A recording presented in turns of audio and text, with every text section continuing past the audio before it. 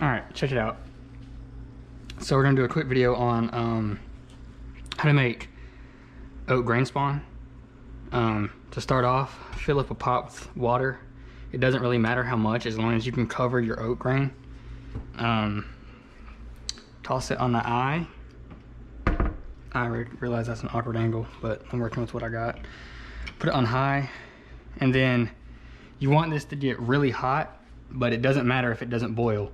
Realistically, you want it to steam, but you don't need it to boil. We're gonna soak it. So put your pot on, let this heat up as long as it takes, and then I'll be back when it gets to temperature. Okay, check it out. I'm gonna turn the heat off. This is steaming.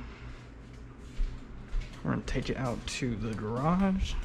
Okay, so we have our hot water that wasn't boiled. If you do boil it, it's fine, but the metal on this is so thick, I know it's not gonna cool down anytime soon. And I'm gonna put the lid on that has a gasket, so I'm not worried about it. I wanna make around, actually I don't really know how many I wanna make. I usually make 4 3 to 5 pound bags, but I think I may do 3 3.5 or 4 pound bags, and then a couple smaller ones. I know that this bowl is pretty much right at 3 pounds. And the reason you're hydrating this oat grain is super hard. Once you put it in warm water, the warm water softens the outer shell and it absorbs. And mycelium's not gonna grow on just dry, hard grain. Most of you guys probably know that, but I'll mention it. So I'm gonna do 3 more of these. And then we'll put the lid on and set a timer.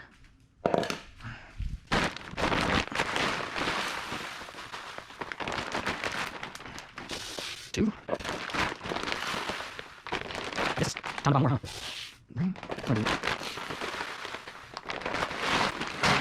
This is the whole oats I use. I'm in South Carolina, so I go to Tractor Supply. I think this entire 50-pound bag was like $12. It wasn't what you would expect. That's lasted me like 5-6 months because I don't do this all the time. But I'm gonna start since some of you guys seem to have liked the videos. Okay, I may stir this around, but ultimately what you're gonna do is put a lid on it, shut it, and then you wanna let this sit for 45 minutes. There we go. All right, we'll be back. All right, 45 minutes later, this is what we're gonna do. Well, take the seal out. If you have just a normal pot or something, put it through a strainer, because I would assume most people are not gonna do this much. Here's my tilt. Watch your feet, that's still hot. Actually, lay on the side for a second. So we got everything strained, and I see a lot of people that want to like pour this out on cookie sheets and let it dry and blah blah blah blah blah. That's honestly not necessary. I'm just stirring it to see what the moisture consistency is. You don't want them to be soaking wet, but this is pretty much perfect. I don't know if you can really tell there. Let's see.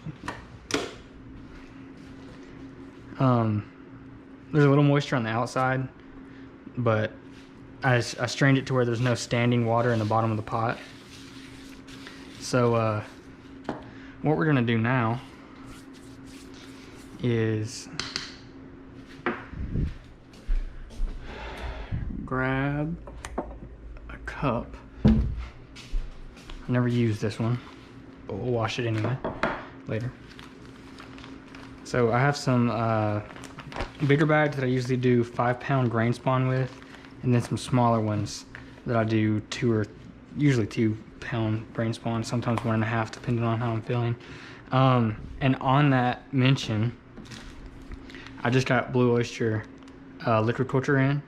So I saw a couple people, or one guy I guess, asking on my last video of Masters Mixed blocks, if there's a part 2, I'm going to use that to do a part 2 and fruit oysters on blocks.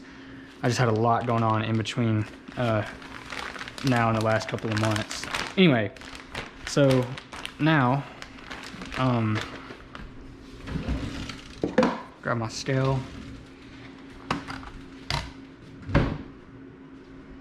Don't forget to turn on.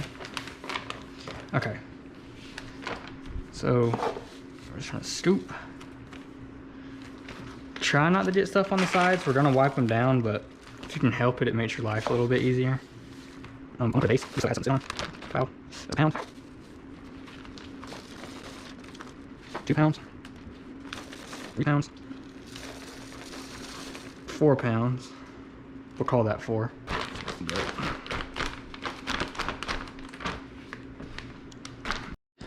We're there, boys and girls. So we got all these bags folded up. We have 3 2-pound and 3 4-ish pound. They're not all exactly the same, but those numbers are pretty close. So you want to make sure, let me show you real quick. So you fold these down, right? And then you push the air out and then tuck it up under. And that's how your bag's ready. You're gonna wanna place it down like this. If you watched my last video, you know why. So basically, just put it in. Flap to the side. Same thing with this one.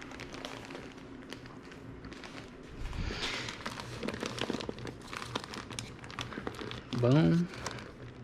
And then we'll take this guy and we'll actually keep the flap down because the water shouldn't be at that level. But if you don't know, when this cools, you'll basically have a vacuum and it will try to suck up the water when all the pressure is released if you're not careful. Now these smaller ones will stack like this. 1, 2,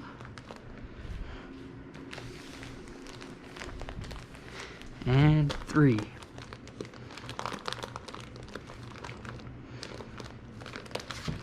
This is a Miro 22 quart pressure cooker. It's old as hell, but worth it in my opinion. If you're looking for a bigger pressure cooker, you're getting more into the hobby, I recommend going on Facebook Marketplace or OfferUp. Really, Facebook Marketplace, just OfferUp is full of a bunch of weirdos. Not that Facebook Marketplace isn't, but you're gonna have a little bit better luck on Facebook, I think. So I soaked this in hot water for 20 minutes. And what that does is kind of help this expand. Because if not, and it's been in the cold, it will sort of shrink up. Also, I might do this. Actually, I will do this. Olive oil. You don't have to do this with all pressure cookers, but because this one is so big, sometimes the seal has an issue holding, and it can be extremely frustrating. Basically what this does is oil is hydrophobic, so it repels water. Basically helps the gasket to stick to the rim over here, and just it gives it a better seal. So now that we've seasoned our pressure cooker, we're going to put water in the bottom of it. You want to fill this up between 2 and 3 inches. The more the merrier. Make sure you have a good eye on how much you're filling it up, because it's very, very, very important that you don't boil water out of this, because you will burn everything that you've just done. That looks good. A little bit more. Okay. Hopefully that's enough. Every now and then you can stop by and check it out, look at it, to make sure that steam is still coming out. and that you hear water boiling in the bottom. If you don't, that's an issue. Oh, so now we have 30 freaking pounds of stuff. We're gonna turn this on high, and we're to let this go. This is gonna start venting steam, and once it does, we'll grab our weight and close it off and let it cook for an hour and a half to 2 hours. You can go 2 hours to be safe, but an hour and a half usually does it. And if you have an Instant Pot, same thing, 90 minutes, 15 PSI to sterilize any kind of substrate. Well, that's pretty much it for this video, everybody. I went over the basics. I might add a clip in of the weight rocking just so you know what it looks like and sounds like. But otherwise, you guys have the gist of it. If you got this far, leave a like. Let me know what else you want to see. I'm gonna do a part 2 with the liquid culture because a couple people asked and seemed interested. So thank you for watching, and I'll see you guys soon.